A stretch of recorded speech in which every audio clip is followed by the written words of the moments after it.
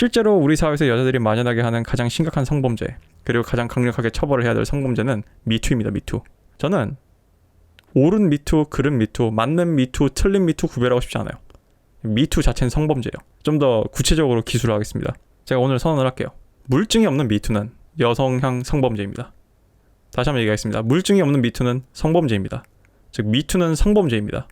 그래서 미투 운동을 지지하고 해시태그를 받고 미투를 용기라고 주장한 사람들은 성범죄를 저지를 용기를 주장하는 것과 똑같은 거예요. 나는 미투가 처음 등장했을 때 서점 검사가 나타나가지고 미투라는 거를 창시했을 때부터 나는 미투를 믿지 않았어요. 그리고 미투는 잘못됐다고 생각을 했고 틀렸다고 생각을 했습니다.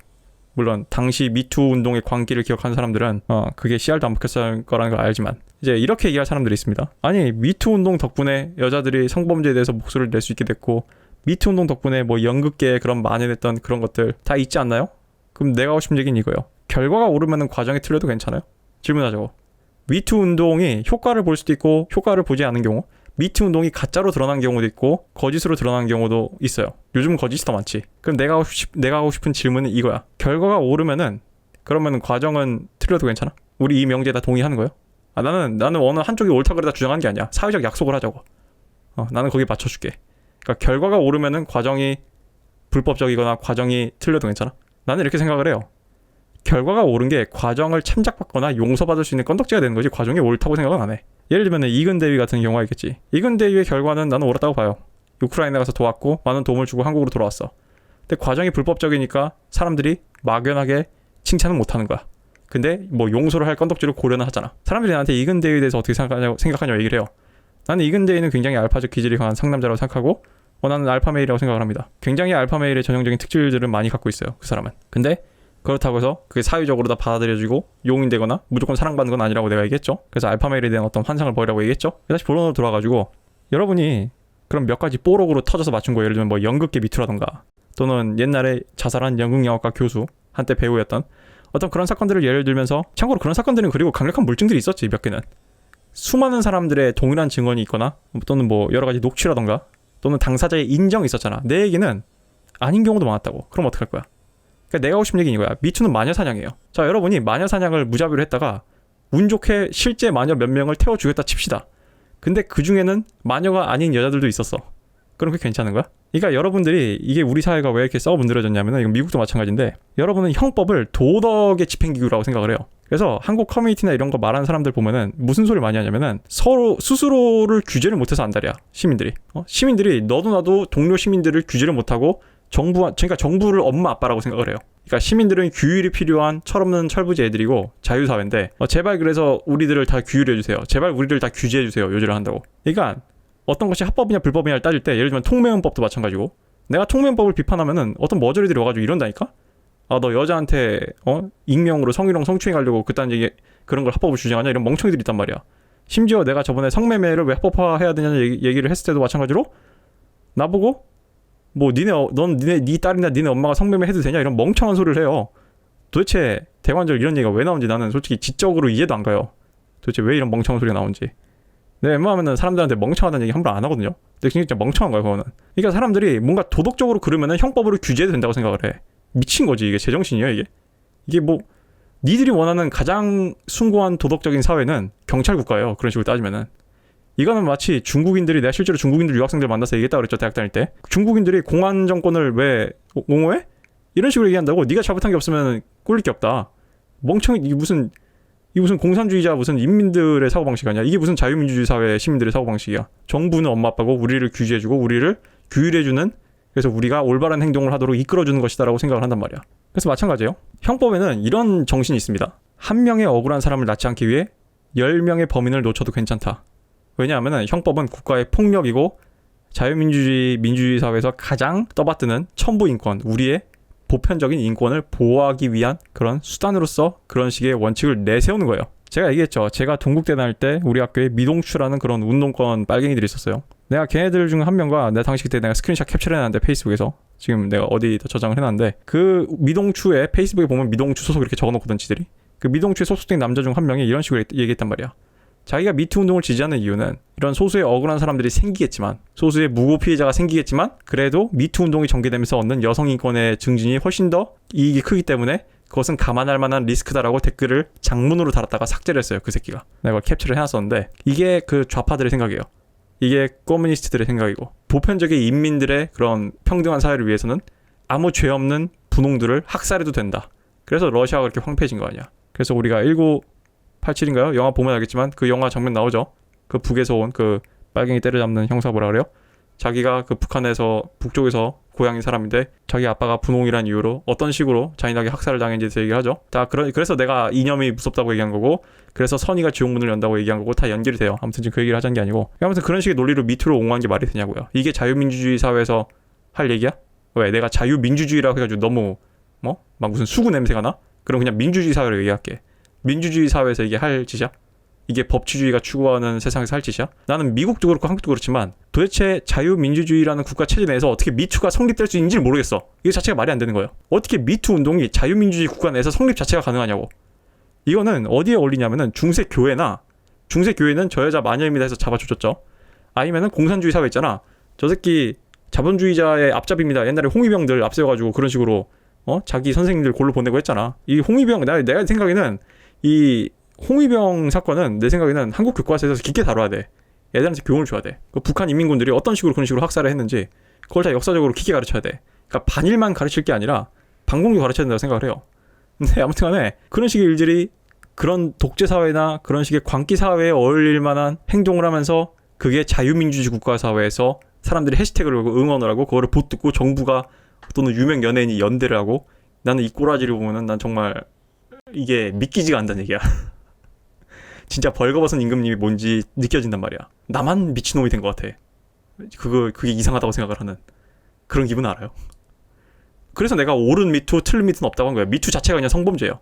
왜냐면 미투 자체가 그냥 물증이 없거든. 아니 레드필님, 미투 자체는 물증이 있고 없고가 중요한 게 아니에요. 여자 말을 무조건 믿으라는 얘기 아닙니다. 레드필님 오해하신 거예요. 그냥 일부 그런 식으로 미투를 악용하는 여성이 있는 거죠. 미투의 운용 취지는 그게 아니랍니다. 아니라고. 미투의 원조가 미국이에요. 미국 해시태그 미투에 이번에 앰버워드 사건으로 내가 알게 된 건데 미국 해시태그 미투 운동에 옆에 무슨 해시태그가 있는 줄 알아요? 그런 단어가 나와. 영어로. 여자의 말은 무조건 믿어라. 여자의 말은 무조건 믿어라. 이게 여성 우월주의예요. 이거는 솔직히 언더도그마 수준도 아니야. 이제는 여성 우월주의예요. 여자는 거짓말을 할 리가 없다. 이거 진중권이 했던 말이랑 똑같잖아. 여자에게 무고미투를 할 동기부여는 없다. 이게 얼마나 위험한 발언이고 이게 얼마나 정신 나간 여성 우월적인 발언인지 체감이 안 되나 봐. 진중권은. 나한테 와서 좋은 미투 있다고 얘기하지 마요. 왜냐면 미투의 원주인 미국에서 같이 무슨 해시태그가 나왔냐면은 여자의 진술은 무조건 믿어야 된다가 나왔어요. 근데 이거는 뭐 성갈등 이걸 떠나가지고 뭐 패미 반패미를 떠나가지고 보편적인 상식선에 봤을 때 이게 말이 되냐고. 난 도대체 웃긴 게 내가 대관절 왜 21세기에 이 자유민주주의를 달성한 이 사우스코리아에서 남한에서 왜 이런 얘기를 유튜브로 해야 되는지 모르겠어. 이건 너무 당연한 거 아니야? 도대체 미투가 어딜 봐가지고 용기 있는 운동이고 미투가 어딜 봐가지고 여성인권 신장을 하고 미투가 어딜 봐가지고 사회적으로 지지받아야 될 운동이야? 미투는 그냥 여성향 성범죄인데. 동국대 날 때도 느낀 건데 내가 그래서 내 지인과 수시로 그 얘기를 했는데 내 지인도 여기 동의했어요. 참고로 내 지인이 지금은 아니지만 한때 좌파 정당에 몸담았던 사람이에요. 그 사람도 나한테 동의를 한 부분인데 이런 건 있을 수 있어. 내가 물증이 있고 또는 충분한 증인이 있어. 근데 경찰 수사 과정에서 나의 성범죄 고소를 무야무야 넘어가려고 하고 또는 학교나 또는 직장에서 나의 성범죄 고소 행위를 무야무야 무마시키려고 한다면 난 그땐 미투가 좋다고 생각을 해요. 그땐 여러분이 공로나 해도 괜찮다고 생각을 해. 근데 대부분의 미투는 뭐냐면은 익명으로 터트려요. 당사자가 누군지 드러내지도 않아. 그리고 일방적인 주장만 있을 뿐더러 물증은 1도 없고 심지어 수년 전 몇 년 전 얘기를 들고 나와. 그러니까 이거는 미투를 당한 사람이 또는 피고소인이라고 할 수도 없죠. 그냥 미투를 당한 사람이 방어권도 없는 거예요. 방어권조차 없는 거야. 나는 대한민국에 굳이 미투를 인정한다면 난 법으로 정해야 된다고 생각해요. 미투는 1개월 이내로 해야 된다. 또는 여러분이 뭐 모텔 가서 강간을 당했으면 2주 이내로 고소를 해야 된다는 거를 법으로 정해놔야 될 것 같아요. 왜냐하면 CCTV는 2주 지나면 없어지거든. 여러분이 무조건 남자는 나쁘다고 생각하고 범죄자의 인권은 무조건 100% 나는 요즘 범죄자 인권이 너무 과잉 확대된 건 동의해요. 근데 반대로 범죄자 인권이 아예 없어도 안 돼요. 왜냐하면은 진짜 범죄자인지도 모르거든. 아닌지도 모르고. 왜냐하면은 판결이 날 때까지는. 심지어 판결이 난다 해도 잘못 난 경우 많죠. 그래서 억울하게 범죄자 되거나 멀리 갈 거 없어. 우리 사회 공안 재판도 마찬가지고. 항상 뭔가 재판부의 판결이 무조건 다 맞는 건 아니에요. 예를 들면 앰버워드 영국의 승소도 마찬가지고.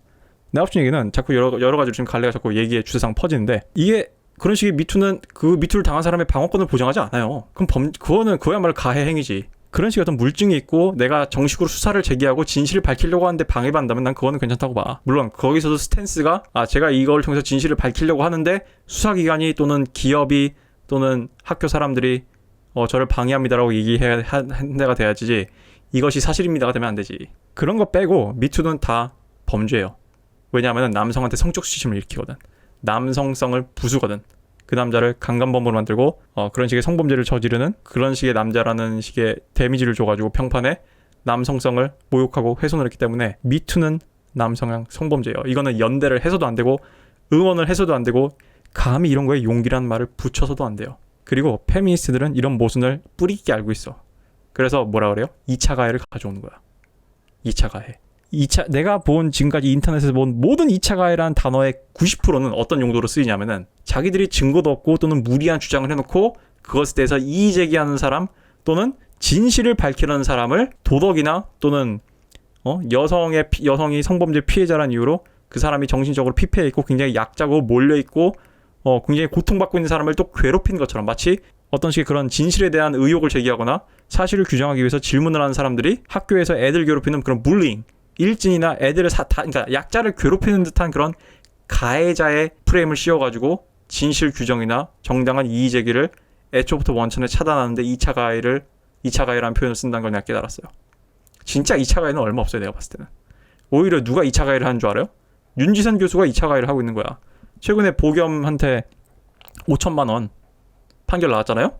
근데 윤지선이 그 뒤에 트위터나 SNS에 쓴 글 그런 게 2차 가해예요. 이미 재판 결과 다 나왔고 그냥 재판 결과만 있는 게 아니지. 물증이 너무 확실하고 일반적인 상식선으로 대중들이 봤을 때도 모두 다 납득을 할 수 있는 결과인데 그것에 대해서 반성과 사과가 아니라 마치 무슨 또 여성 혐오 어쩌고저쩌고 하면서 자기 피해자 코스프레하고 그런 식으로 하는 행위 자체가 2차 가해인 거야. 진실을 밝히려고 질문을 하거나 진실을 밝히려고 의혹을 제기한 게 2차 가해가 아니에요. 근데 우리 사회에 있는 수많은 그런 겁먹은 사람들, 특히 미투 운동의 광풍에 겁먹은 사람들은 뭐라 그래? 2차 가해라 그러면은 입을 닫아버리지. 난 이건 사회 문제라고 봅니다. 미투는 명백한 여성향 성범죄고요. 내가 항상 하는 얘기지만 여러분이 진짜 성범죄 피해자여도 책임이 있습니다. 그것은 바로 입증 책임이라는 게 있는 거고요. 그리고 10년 넘었거나 수년이 지나가지고 방어권이 존중되지 않는 미투는 그것도 하면 안 돼요. 실제 있었던 사건이라 해도.